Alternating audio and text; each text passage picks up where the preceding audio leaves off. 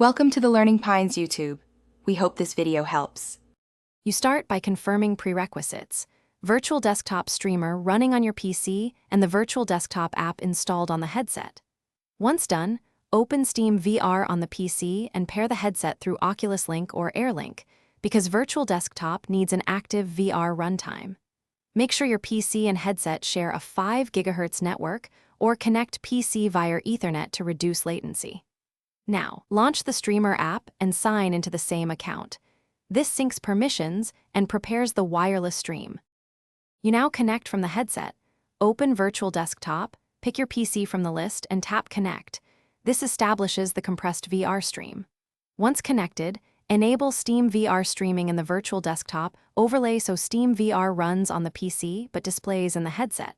Next, adjust bitrate and FPS in the streamer. Select 90 FPS and the hardware encoder to reduce CPU load and visual artifacts.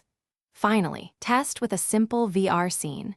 Tweaking bitrate and encoder preserves sharpness while preventing. To finish, launch Steam VR from the Virtual Desktop overlay or directly on the PC.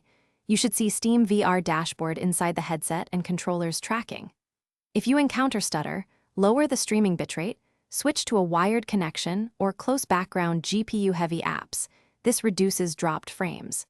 If controllers or audio fail, repair the headset, restart Steam VR, and relaunch Virtual Desktop. Often a simple restart clears permission or driver hiccups. Once stable, launch your Steam VR title and enjoy wireless play. Thanks for watching. Consider subscribing if we helped you.